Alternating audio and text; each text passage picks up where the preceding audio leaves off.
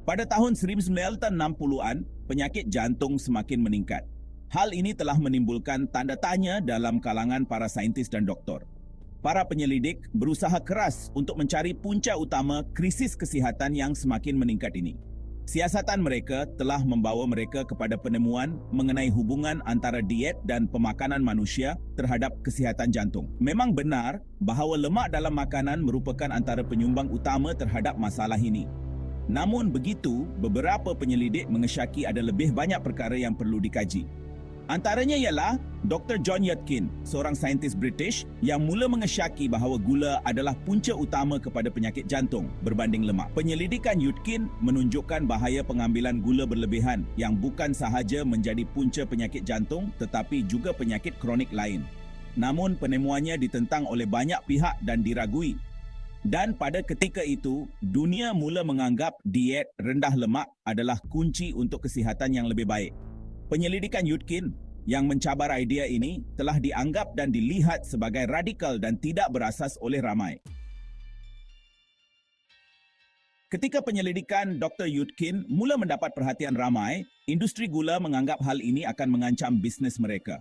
Demi melindungi kepentingan mereka, industri gula mengambil tindakan drastik yang akan mengakibatkan kesan hingga ke hari ini.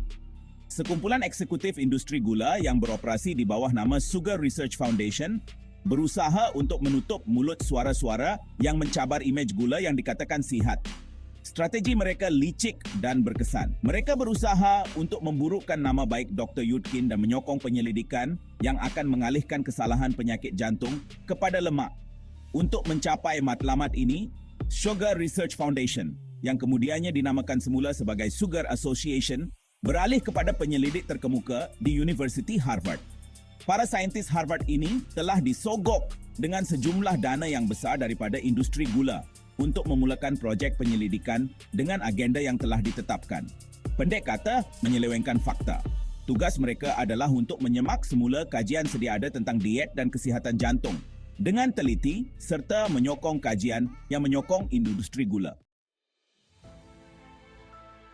Pada tahun 1967, para penyelidik Harvard menerbitkan penemuan mereka dalam jurnal perubatan berprestij, New England Journal of Medicine. Kajian semula mereka menyatakan bahawa gula lebih baik daripada lemak. Selain itu, mereka juga menyatakan lemak adalah faktor utama penyakit jantung. Penerbitan ini telah menyebabkan impak yang sangat drastik terhadap cadangan diet pemakanan seharian manusia. Trend pengambilan makanan yang rendah lemak telah bermula. Pegawai kesihatan awam yang dipengaruhi oleh kajian Harvard yang telah disogok mula menasihati orang ramai untuk mengurangkan pengambilan lemak mereka. Pengilang makanan dengan pantas mengambil kesempatan daripada trend baharu ini membanjiri pasaran dengan produk rendah lemak yang selalunya tidak sihat.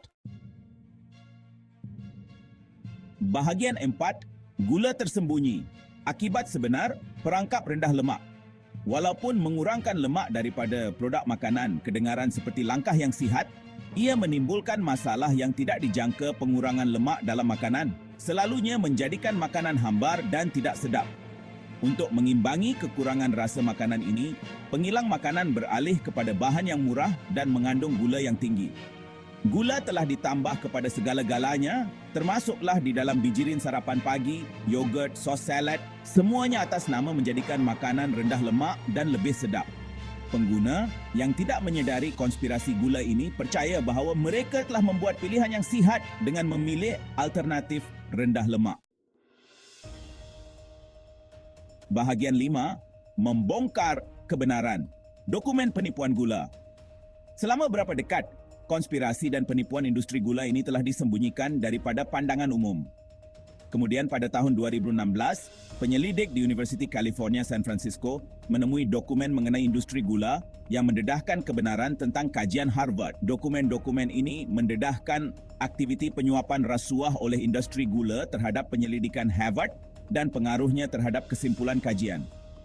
Pendedahan konspirasi berusia puluhan tahun ini mengejutkan komuniti saintifik dan kesihatan awam. Jelaslah bahawa industri gula telah terlibat dalam konspirasi penipuan yang disengajakan dan mengutamakan keuntungan berbanding kesihatan awam.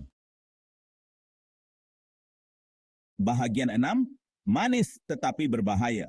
Seruan untuk kesedaran dan tindakan. Kisah konspirasi industri gula ini harus dijadikan peringatan keras bahawa tidak semua yang manis baik untuk kita.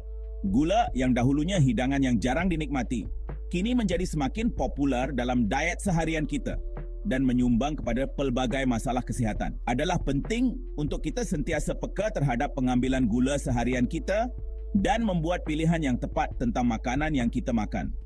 Membaca label makanan dengan teliti, berhati-hati dengan gula tersembunyi dan memilih makanan yang utuh dan tidak diproses adalah langkah penting dalam melindungi kesihatan kita. Sekian. Terima kasih.